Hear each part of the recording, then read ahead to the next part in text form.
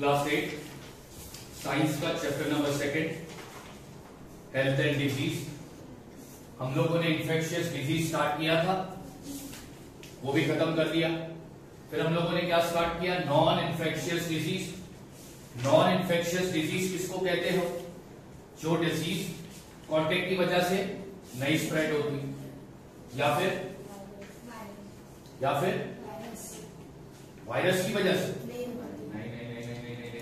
Non infectious disease का मतलब क्या बताया था? जो डिजीज कांटेक्ट की वजह से स्प्रेड नहीं होती या फिर इन्फेक्शन की वजह से स्प्रेड नहीं होती, उसको बोलते हैं नॉन इन्फेक्शियस डिजीज। जो बीमारी कांटेक्ट यानी टच वगैरह करने से स्प्रेड नहीं होती, जो बीमारी इन्फेक्शन की वजह से नहीं होती, कोई और रीजन से होती है, उस बीमारी को हम क्या कहते हैं? Non infectious disease. और नॉन इन्फेक्शियस डिजीज में हमने पहला टाइप पढ़ लिया था नॉन इन्फेक्शियस डिजीज का, क्या पढ़ लिया था? कैंसर। ठीक है, आज दूसरा नॉन इन्फेक्शियस डिजीज हम स्टार्ट करेंगे, वो क्या है? डायबिटीज। डायबिटीज भी किस टाइप की डिजीज है? Non infectious disease. डायबिटीज किस टाइप की डिजीज है? Non infectious disease. ये जो डिजीज है कांटेक्ट की वजह से स्प्रेड नहीं होती, इन्फेक्शन की वजह से स्प्रेड नहीं होती। ठीक है, इसके अलग रीजन है जिसकी वजह से ये डिजीज होती है। तो अब डायबिटीज को समझने से पहले यहां पे ये देख लो मैंने क्या लिखाया है। Hormone insulin. हार्मोन इंसुलिन ये एक तरीके का केमिकल है, एक तरीके का केमिकल है जो प्रोड्यूस होता है किसके अंदर? पैंक्रीज के अंदर। किसके अंदर? पैंक्रीज क्या है?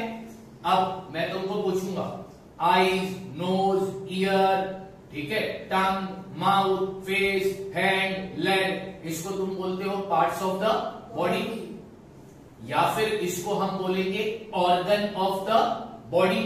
अब ये वो ऑर्गन है जो हमको दिखाई देते हैं। ठीक है, ऑर्गन दो टाइप के होते हैं, एक्सटर्नल, इंटरनल। ऑर्गन कितने टाइप के होते हैं? दो टाइप के होते हैं, एक्सटर्नल और इंटरनल। जो ऑर्गन दिखाई देते हैं वो एक्सटर्नल, जो ऑर्गन दिखाई नहीं देते वो इंटरनल। इंटरनल ऑर्गन बॉडी के अंदर होते हैं। कहां पर होते हैं? इंटरनल ऑर्गन बॉडी के अंदर होते हैं। तो ये जो पैंक्रीज है ये एक तरीके का इंटरनल ऑर्गन है। कौन सा ऑर्गन है ये? यानी ये ऑर्गन कहां पर मिलेगा? बॉडी के अंदर या बॉडी के बाहर? बोलो। बॉडी के अंदर। नहीं, ये ऑर्गन कहां पर मिलेगा? कहां पर मिलेगा? ये बॉडी के बाहर दिखाई देगा या बॉडी के अंदर होगा? अंदर। ठीक है, तो पैंक्रीज एक तरीके का इंटरनल ऑर्गन है। ये क्या बनाता है? ये बनाता है इंसुलिन। क्या बनाता है? इंसुलिन। और इंसुलिन क्या है? हार्मोन। क्या है? हार्मोन। क्या है? हार्मोन। ठीक है, तो इंसुलिन एक हार्मोन है जो कौन बनाता है या कहां पर बनता है? पैंक्रीज के अंदर। अच्छा, अब ये हार्मोन का काम क्या है? इंसुलिन का काम क्या है? तो इसका काम है control the level of sugar, glucose in blood. Blood में शुगर का लेवल कंट्रोल करने की जिम्मेदारी किसकी होती है? Hormone insulin. ब्लड में शुगर लेवल को कंट्रोल करने की रिस्पॉन्सिबिलिटी किसकी होती है? Hormone insulin. और ये हार्मोन इंसुलिन कहां पर बनता है? पैंक्रीज के अंदर। पैंक्रीज क्या हो? पैंक्रीज क्या है? Internal organ. समझ में आती बात? हाँ या ना? ठीक है, इतना तो पता है कि ब्लड में शुगर लेवल को कंट्रोल करता है हार्मोन इंसुलिन। ठीक है, अगर मान लो ये हार्मोन इंसुलिन लो क्वांटिटी में प्रोड्यूस हो रहा है। अब यहां पर वर्ड है सिक्रीटेड। क्या वर्ड है? सिक्रीटेड। सिक्रीटेड का मतलब होता है प्रोड्यूस्ड। सिक्रीटेड का मतलब क्या होता है? सिक्रीटेड का मतलब क्या होता है? क्या बोलता है ये स्टेटमेंट? देखो, if insulin is produced in, अब यहां पर हार्मोन इंसुलिन की बात कर रहा है। अगर हार्मोन इंसुलिन लो क्वांटिटी में बनेगा, यानी कम मात्रा में बनेगा, कम क्वांटिटी में बनेगा, तो क्या होगा? Glucose level can not be, तो ब्लड में ग्लूकोज का लेवल, शुगर का लेवल कंट्रोल नहीं होगा। अगर हार्मोन इंसुलिन कम क्वांटिटी में प्रोड्यूस होगा तो ब्लड में शुगर का लेवल कंट्रोल नहीं होगा, और जब ब्लड में शुगर का लेवल कंट्रोल नहीं होता तो एक बीमारी होती है, और उस बीमारी को हम क्या कहते हैं? डायबिटीज। क्या कहते हैं? डायबिटीज। क्या कहते हैं? डायबिटीज। बात समझ में आ गई? आया ना? देखो फिर से रिपीट करता हूं। पैनक्रियास एक इंटरनल ऑर्गन है, इसके अंदर एक हार्मोन बनता है जिसका नाम है इंसुलिन। इस हार्मोन का काम है ब्लड में शुगर लेवल को कंट्रोल करना। अगर ये हार्मोन लो क्वांटिटी में प्रोड्यूस होगा तो ब्लड में शुगर का लेवल कंट्रोल नहीं होगा, और उससे एक बीमारी फैलेगी या उससे एक बीमारी पैदा होगी, और उस बीमारी का नाम क्या है? डायबिटीज। तो समझ में आ गया डायबिटीज कैसी होती है? क्या ये छूने से फैल रही है? क्या ये इन्फेक्शन की वजह से हो रही है? इसलिए इसको हम बोलते क्या है? Non infectious disease. डायबिटीज कौन सी डिजीज है? बोलो कौन सी डिजीज है? Non infectious disease. बात समझ में आ गई? आया ना? डायबिटीज समझ गया क्या होता है? डायबिटीज पक्का समझ में आया ना? पक्का? ठीक है। पैनक्रियास किस टाइप का ऑर्गन है? इंटरनल ऑर्गन है। ठीक है। ये इंटरनल ऑर्गन के अंदर कौन सा हार्मोन बनता है? इंसुलिन। इंसुलिन। इंसुलिन का काम ब्लड में किसको कंट्रोल करना है? शुगर लेवल को कंट्रोल करना है।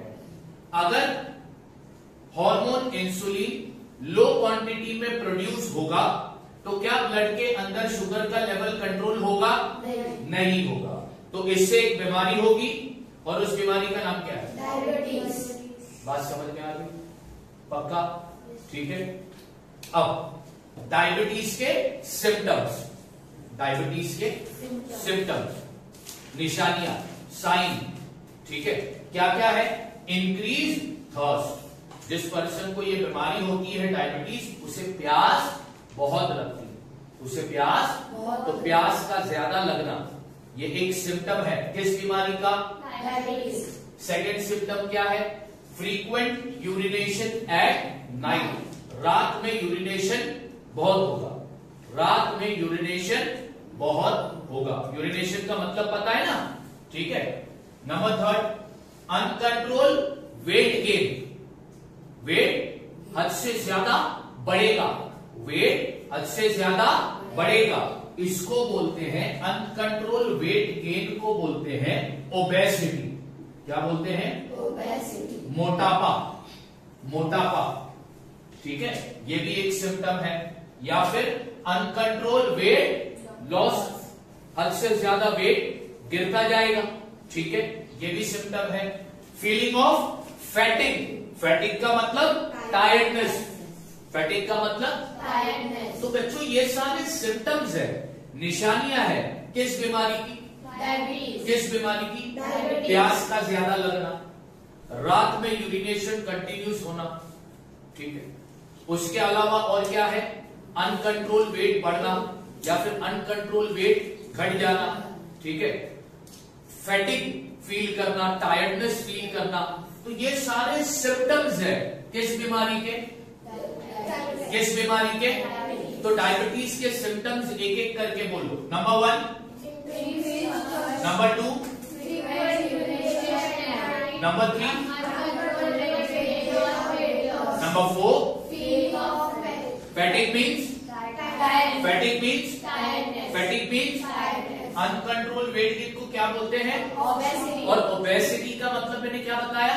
अनकंट्रोल। नहीं, हिंदी में उसका मतलब क्या बताया? मोटापा। बात समझ आ गई? तो ये थे सिम्टम्स। अब क्या पढ़ेंगे? डायबिटीज के कॉजेज। डायबिटीज के कॉजेज यानी क्या होता है? कॉजेज का मतलब क्या होता है? वजह, जिसको इंग्लिश में क्या बोलोगे? रीजन। ठीक है, तो डायबिटीज के रीजन नंबर 1 हेरिडिटी, मतलब ये बीमारी फैमिली से ट्रांसफर होती है या पेरेंट्स से ट्रांसफर होती है। ठीक है, जो बीमारी एक जनरेशन से दूसरे जनरेशन पे ट्रांसफर होती है, जो बीमारी एक जनरेशन से दूसरे जनरेशन में ट्रांसफर होती है, वहां उस बीमारी को हम बोलते हैं हेरिडिटी डिजीज। तो चांसेस है ये बीमारी पेरेंट्स से बच्चों में आएगी, फिर बच्चों से उनके बच्चों में जाएगी। ठीक है, reason number 1। Reason number 2 obesity, मतलब अनकंट्रोल वेट गेन, मोटापा, दूसरा रीजन डायबिटीज का। तीसरा lack of physical work. Lack of physical work किसको कहते हैं?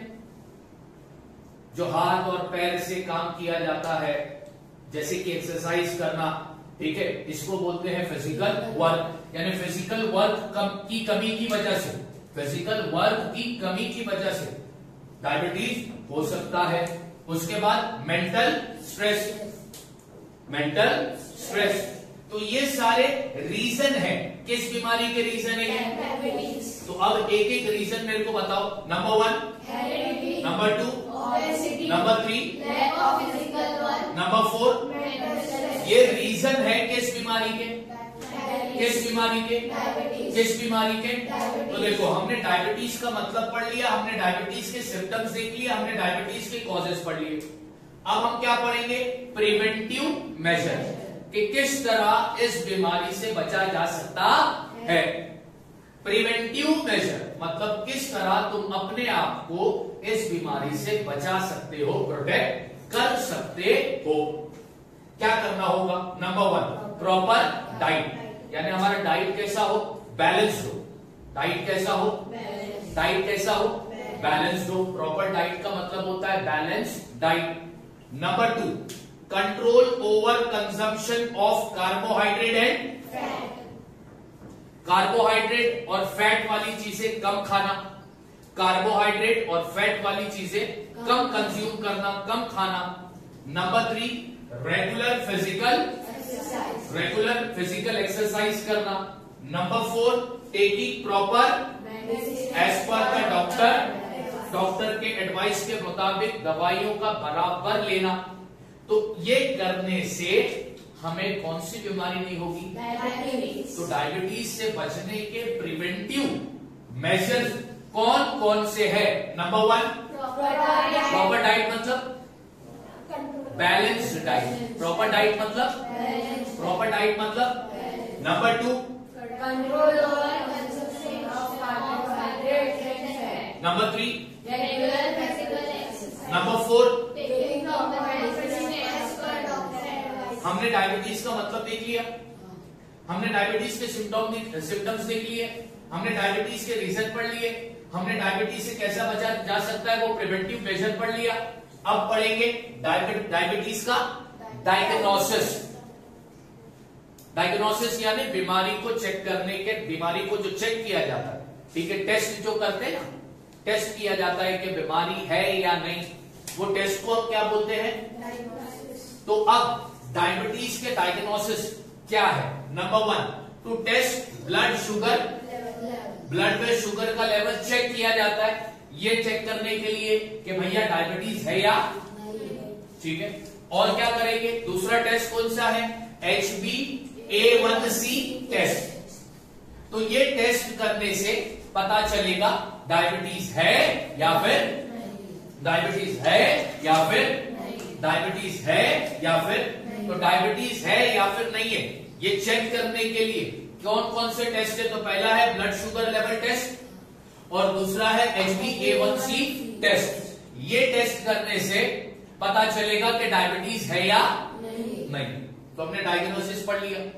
अब लास्ट क्या पढ़ेंगे? ट्रीटमेंट।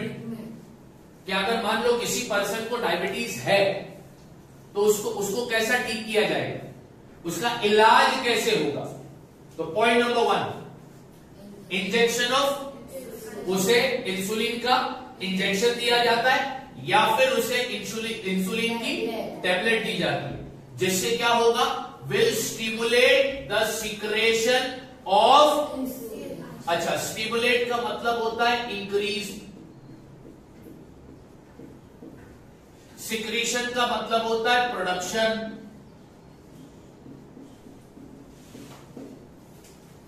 ठीक है।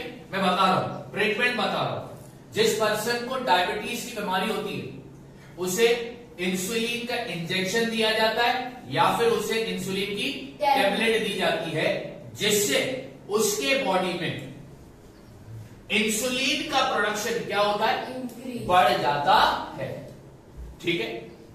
दूसरा ट्रीटमेंट क्या दिया जाता है, कंप्लीट कंट्रोल ओवर, उसके डाइट पर पूरी तरह से कंट्रोल किया जाता है। ना तो उसे ज्यादा कार्बोहाइड्रेट वाली चीजें दी जाती है, ना तो फैट वाली चीजें दी जाती है, ठीक है। कार्बोहाइड्रेट और फैट वाली चीजें अगर तुम ज्यादा कंज्यूम करोगे, ज्यादा खाओगे, तो हद से ज्यादा मोटे होते जाओगे, जिसको हम कहते हैं ओबेसिटी। ज्यादा मोटा होना भी अच्छा नहीं है और ज्यादा पतला रहना भी अच्छा नहीं है। बात समझ में आ रही है?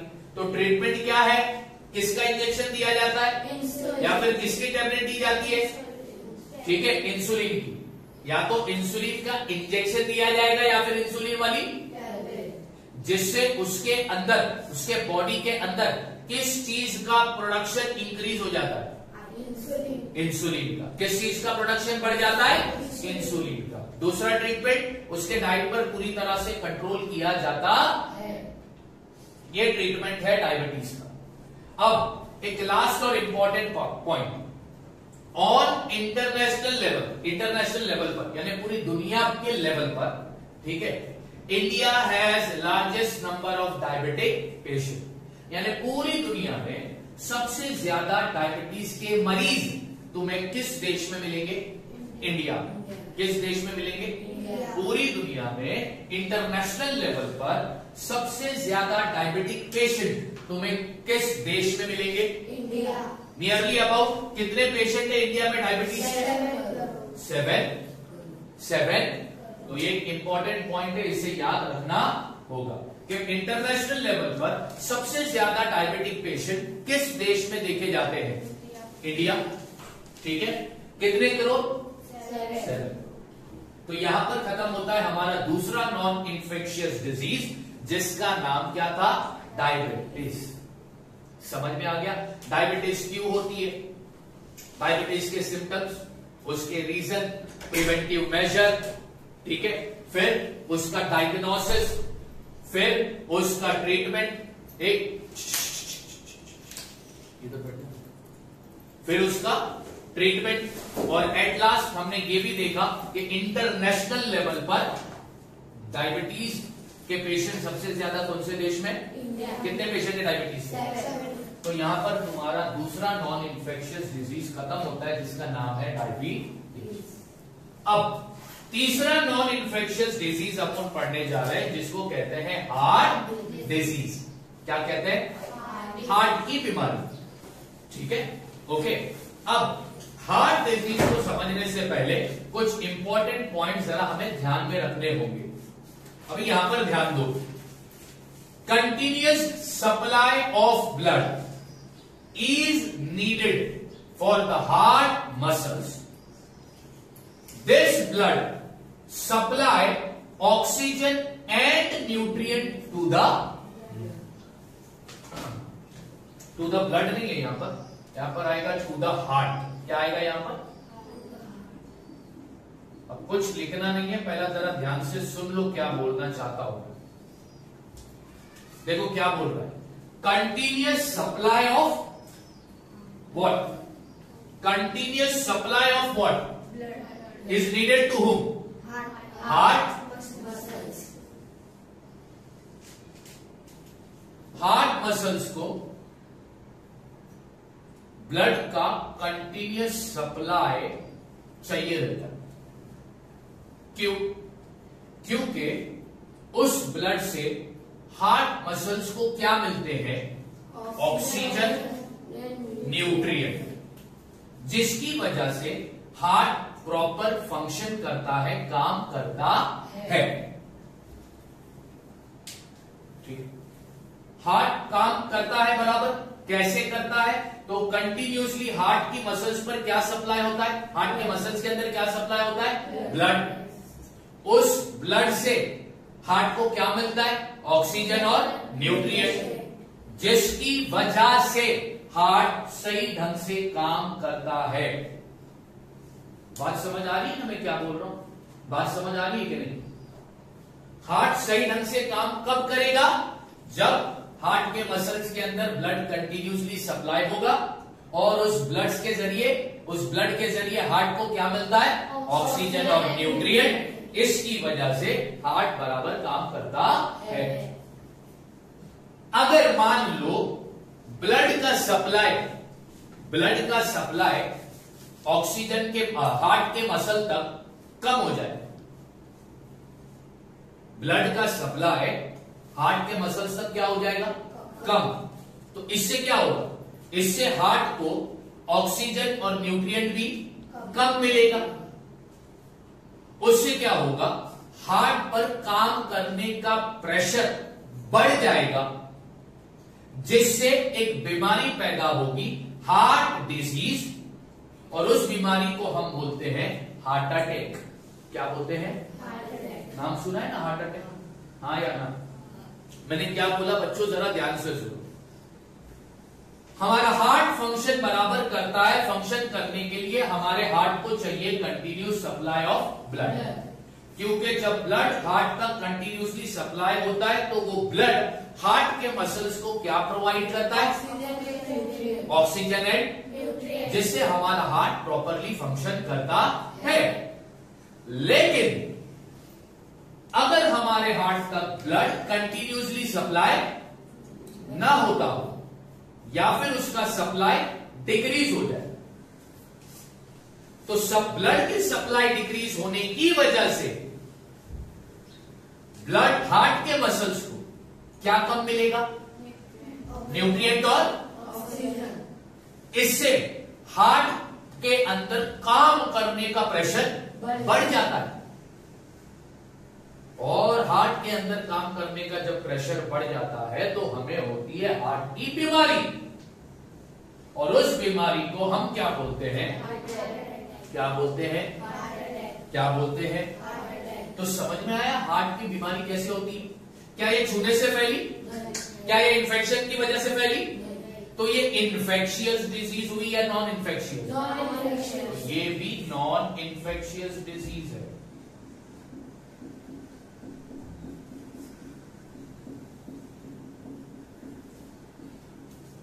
कौन सी डिजीज है ये? Non infectious. समझ में आया हार्ट का डिजीज कैसे होता है? ठीक है, हार्ट को सही काम करने के लिए किस चीज का सप्लाई हार्ट के मसल्स तक? ब्लड का होना चाहिए कंटिन्यूसली। फिर उससे, उस ब्लड से हार्ट के मसल्स को क्या मिलता है? ऑक्सीजन, जिसकी वजह से हार्ट प्रॉपरली चलता है, काम करता है, फंक्शन करता है। अगर ब्लड का सप्लाई कम हो जाए हार्ट के मसल्स तक, तो हार्ट को क्या चीज कम मिलेगी? ऑक्सीजन, जिसकी वजह से हार्ट के अंदर क्या बढ़ेगा? प्रेशर।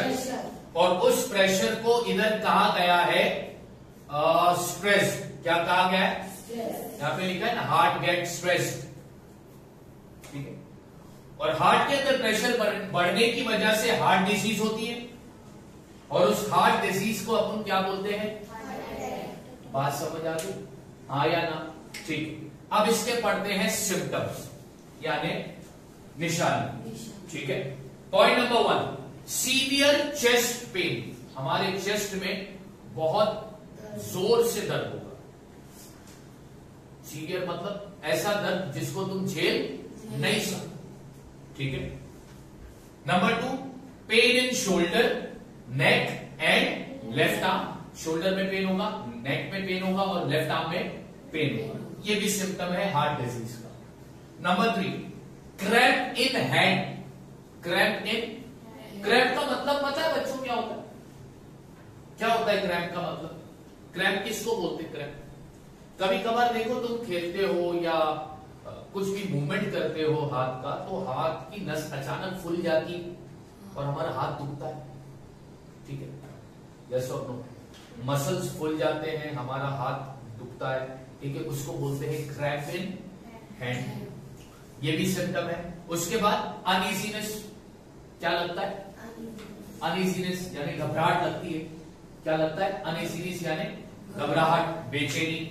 और एक रीजन है इसका ट्रेमर, क्या है इसका सिम्टम्स? और एक है, क्या है? अच्छा, ट्रेमर का मतलब क्या है? शेकिंग, कांपना जिसको बोलते हैं, कांपना। तो ये सिम्टम्स है किस बीमारी के? Heart disease. हार्ट, तो हार्ट डिजीज के सिम्टम्स बताओ। Symptom number 1, severe chest pain, यानी ऐसा चेस्ट पेन जो झेला न जा सकता हो। Number 2, which arm? Number 3, number 4, and tremors या ट्रीमर, जो भी पढ़ना है, उसका मतलब क्या है? उसका मतलब क्या है? बात समझ में आ गई? तो हमने हार्ट डिजीज का मतलब देख लिया, अब हार्ट डिजीज के सिम्टम्स भी देख लिए। अब हार्ट डिजीज का क्या क्या पढ़ना बाकी है? कॉजेज, प्रिवेंटिव मेजर, ट्रीटमेंट, ये पढ़ना बाकी है, ठीक है। बात समझ में आई? वो मैं नेक्स्ट लेक्चर में कंटिन्यू करूंगा। अभी ये चीज समझी कि नहीं समझी? दोनों बीमारी, डायबिटीज हो या हार्ट डिजीज हो, इन्फेक्शियस या नॉन इन्फेक्शियस? डायबिटीज की होती है और हार्ट डिजीज की होता है, समझ में आ गया? पक्की बात? ठीक, चलो अभी तुम लोग कॉपी करो।